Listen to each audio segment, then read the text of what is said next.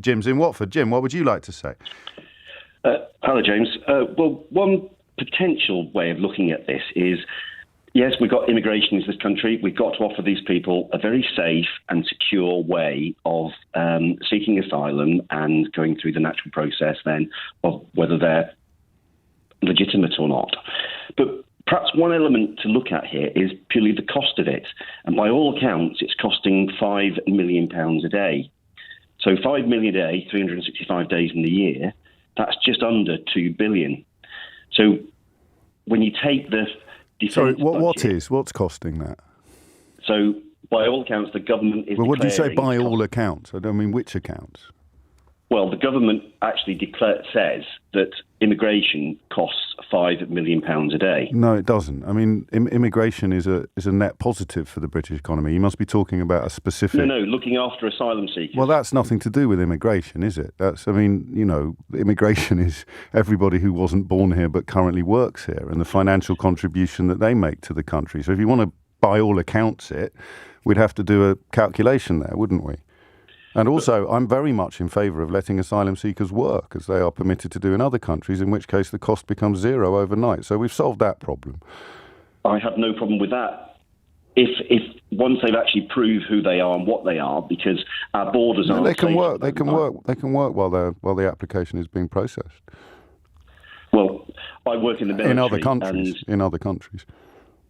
Well, I work in the military, and part of my role is to keep this country safe. Yes. So by doing that, when you're actually seeing people actually rolling up on your doorsteps without any paperwork, and there is a huge amount of military. But they're not going to go through the application process, are they? Under your scheme, they're just going to disappear into the black economy, and that of course won't cost the country anything.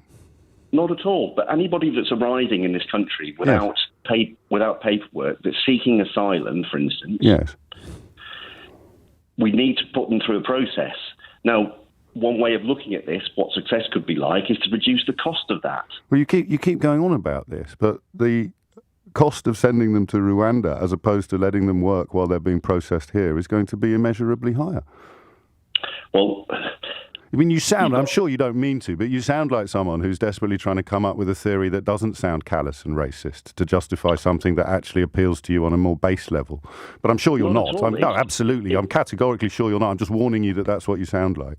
It's just one way of looking at it. But it isn't, though, is it? We've just established that this is a pointless argument, which is why it sounds a little bit like a fig leaf designed to disguise something uglier, because you can reduce the costs of asylum applications overnight by letting asylum applicants work and earn a crust and even pay perhaps some taxes. And the cost of sending them to Rwanda, if there are 5 people on the plane tonight, is going to be £100,000 per capita. So how does that save us money?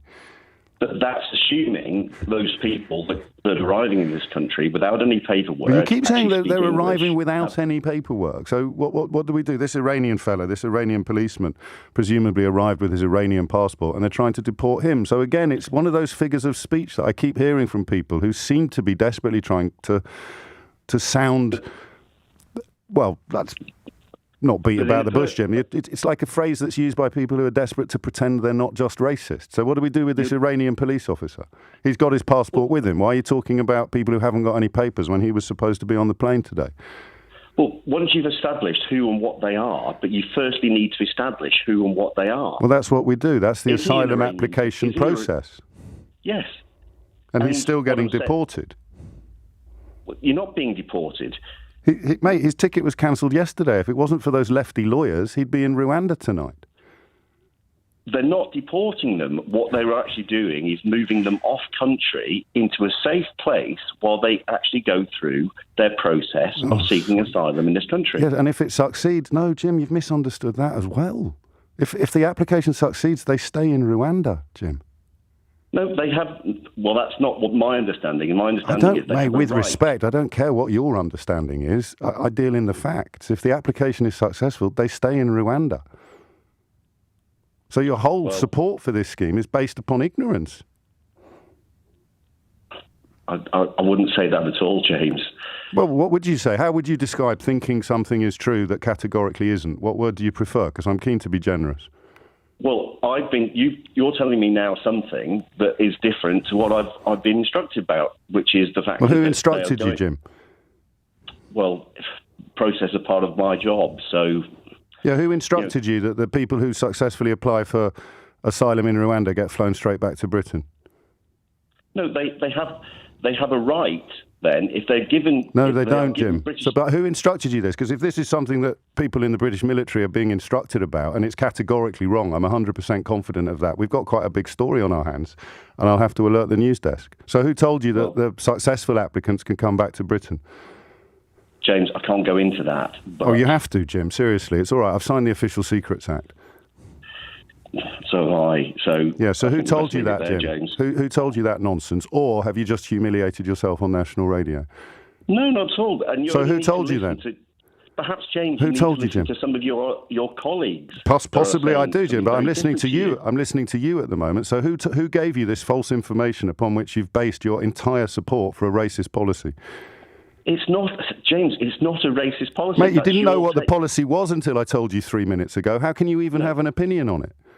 Well, I've been told the policy by is who? Very different. Who told you that? My superiors. Now you're lying. I'm not lying, James. Okay, so who told you that successful applications in Rwanda, just give me the sort of job description of what they do or the rank. James, this is just coming down through paperwork in how Can I see the paperwork? No, you can't see the paperwork. Because it doesn't exist, Jim. Nor can you. It's imaginary paperwork. James, listen. I have listened. That's the problem, Jim. If I hadn't, you might have got away with some of this. But here you are, on a line. Not at all. The lips are moving. This is part of a conversation, James. You're saying one thing. No. I'm telling you the facts, and you're now spluttering inanely. I'm not spluttering inanely. Oh, no, you are. Again, that's another fact. Not at all. So, final chance. Who gave you the duff information about this? James, it's duff in your opinion, and your opinion only. It's not an opinion, Jim. It's written down in law. James, it's not written in law. Okay, Jim. You going to tell me who told you? No. Have a great day, mate. And you. Bye-bye.